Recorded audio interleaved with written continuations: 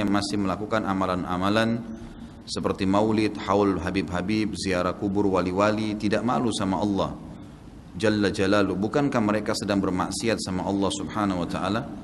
Ini semua dilakukan karena seseorang menganggap itu adalah perbuatan baik. Dan kebanyakan teman-teman kita ini, semoga Allah berikan hidayah, mereka menyangka mereka sedang mendekatkan diri kepada Allah Subhanahu wa Ta'ala. Padahal kita tahu semuanya, kalau Allah Subhanahu wa Ta'ala telah mengutus Nabi-Nya Muhammad sallallahu alaihi wasallam untuk mengajarkan ajaran yang Dia inginkan. Dan sebelum Nabi Muhammad SAW menutup hidupnya, ditutup dengan nafas yang terakhir, itu beliau sudah menyampaikan semuanya. Dan ini disepakati oleh para ulama. Tidak ada satupun di antara sahabat setelah meninggalnya Nabi Muhammad SAW kemudian menambah-nambah ajaran beliau SAW. Banyak orang yang tidak faham. Mereka mengatakan buktinya ada sahabat yang melakukan perbuatan-perbuatan yang Nabi tidak contohkan. Padahal yang dimaksud adalah pada saat Nabi Muhammad SAW masih hidup. Ini tidak termasuk dalam larangan karena wahyu sedang turun, agama dalam proses penyempurnaan. Tapi setelah sempurna agama itu tidak perlu sebenarnya orang melakukannya. Kenapa sebabnya? Syaitan menghiasi bagi orang, teman-teman sekalian. Kata ulama, dosa ada dua macam. Ada dosa syahwat dan ada dosa syubhat. Dosa syahwat adalah dosa yang diikuti dengan hawa nafsu, seperti orang mencuri, membunuh, berzina. Itu semua adalah hawa nafsu. Dan ada dosa syubhat. Ini yang banyak orang terjerumus dan dia tidak tahu kalau dia sedang terjerumus. Dia anggap itu ibadah padahal sebenarnya bukan. Ya.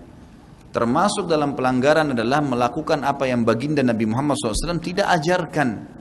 Saya kasih contoh begini teman-teman. Kalau Anda berkata maulid ini memperingati hari lahirnya atau hari matinya seseorang adalah hal yang boleh-boleh saja karena itu baik teman-teman. Seperti Anda sedang kerja di satu perusahaan. Kita kerja di satu perusahaan. Perusahaan punya peraturan-peraturan. Kita masuk misalnya building itu ada 10 tingkat, rapi, bersih. Kita sebagai pegawai ingin berbuat perbuatan yang kita lihat baik, tapi perusahaan tidak suruh. Seperti misalnya kita membeli kembang, kita taruh kembang di pintu utama masuk kantor. Pemilik perusahaan tidak mau itu. Kalau dia mau dia sudah taruh kembang. Niat kita baik. Atau kita merombak settingan yang ada di kantor yang sudah ditaruh, meja, komputer, atau lampunya kita ganti warnanya, atau kita ubah settingannya. Saya yakin pemilik perusahaan tidak akan setuju walaupun itu niatnya baik. Itu rasional sekali. Bagaimana dengan orang yang sudah Allah sempurnakan agamanya lalu dia buat-buat dengan alasan itu baik. Walaupun bunga tadi wangi, walaupun settingan itu bagus, yang punya nggak mau, gitu kan? Kalau dia mau dia sudah suruh, dia bisa suruh. Allah Subhanahu wa Ta'ala Maha sempurna dan Allah sudah turunkan dalam surah Al-Maidah ayat 3. A'udzu billahi minasyaitonir rajim. Al-yauma akmaltu lakum dinakum. Hari ini aku sudah sempurnakan agama kalian. Enggak butuh lagi tambahan. Kata Ibnu Katsir, kata para ulama tafsir, menandakan orang Islam tidak butuh lagi ajaran apapun. Wa atmamtu alaikum ni'mati, dan nikmatku akan aku sempurnakan. Maknanya kalau kalian yakini dan jalankan agama kalian yang sudah saya sempurnakan. Wa raditu lakumul Islam madina, dan aku ridha kalau kalian beragama Islam. Dengan Islam aku akan terima, selain Islam aku tidak akan terima. Itu maknanya. Jadi tidak perlu tambah-tambahan teman-teman sekalian. Kalau Nabi Muhammad SAW tidak pernah lakukan maulid, kenapa Anda lakukan? Apa maunya gitu loh. Tanya coba, pasti mereka bilang Nabi nggak pernah lakukan, para sahabat tidak pernah lakukan. Sampai saya pernah berkata kepada beberapa teman yang sudah sampai pada level ustadz-ustadz, kiai-kiai yang mereka masukkan, saya bilang, akhi, tolong datangkan kepada saya satu saja pendapat, tidak usah dari para sahabat, tidak usah dari para tabi'in.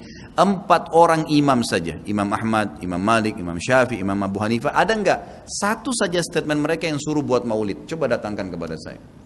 Tidak pernah ada, satu pun tidak ada statement mereka. Dan itu muncul justru setelah mereka meninggal. Imam Abu Hanifah meninggal tahun 150 Hijriah, Imam Malik meninggal 179 Hijriah, Imam Syafi'i meninggal 204, Imam Ahmad meninggal 240 Hijriah. Itu munculnya maulid di tahun pas Imam Ahmad terakhir tuh, 10 tahun sebelum meninggal, 230 Hijriah oleh orang-orang Syiah yang ada di Mesir. Itu mereka lakukan. Karena mereka mau mencontohi ya yang dilakukan oleh orang-orang Nasrani merayakan hari lahirnya Nabi Isa alaihissalam. Banyak orang bilang ini kan cuma untuk syiar. Syiar akhi, sampaikan sejarah Nabi Muhammad SAW. Sampaikan majelis ilmu, bukan dengan membuat-buat yang Nabi kita tidak lakukan, gitu kan? Saya sudah kasih contoh tadi di perusahaan, walaupun kita dekat dengan seseorang pimpinan perusahaan pun, tidak mungkin kita bisa melanggar apa yang dia inginkan. Harus mengikuti apa yang dia titahkan, gitu kan? Seperti itulah memahaminya. Dan segala macam jenis-jenis perbuatan saya tidak rinci satu persatu teman-teman sekalian. Saya sarankan jadikanlah Nabi Muhammad SAW betul-betul sebagai kiai Anda. Kalau mau kerjakan sesuatu tanya, Nabi Muhammad SAW kerjain nggak? Kalau enggak cukup. Kita nggak lebih pintar dari Nabi SAW teman-teman. Dan beliau diutus untuk dicontohi. Yang diperintahkan saja sudah padat, sudah banyak. Untuk apa buat-buat lagi? Udah banyak gitu kan? Dan anehnya teman-teman yang buat acara maulid ini subhanallah banyak sunnah Nabi yang ditinggalin. Banyak, melimpah sunnah Nabi gak dikerjakan. Banyak sekali, kita temukan kukunya masih panjang, hal yang kecil. Istrinya belum pakai jilbab, dia masih belum datang ke masjid sholat 5 waktu, banyak. Rame-ramein aja pada saat acara itu saja, itu pun tidak ngerti apa itu acara. Datang baca salawat, berdiri tengah-tengah, padahal dianggap ruhnya Nabi SAW sedang lewat tuh. Itu keyakinan mereka itu. Coba tanyain gitu kan, memang sudah begitu. Jadi tidak cukup dengan kata-kata baik. Mohon maaf, saya katakan ini dengan teman-teman yang melakukan perbuatan-perbuatan yang Nabi SAW tidak perintahkan. Anda sama saja sedang mengatakan, maaf Rasulullah, saya lebih ngerti daripada Anda. Nabi SAW tidak perintahin kita kerjain, jadi kita lebih ngerti dong dari Nabi. Gitu kan? Padahal kita disuruh menjadikan Nabi Muhammad SAW sebagai suri tauladan. Yang disuruh saja, jangan tambah-tambah, cukup.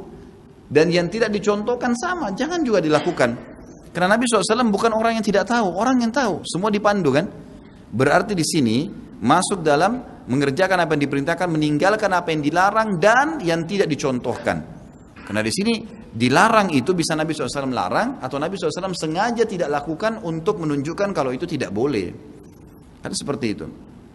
Semoga Allah berikan hidayah.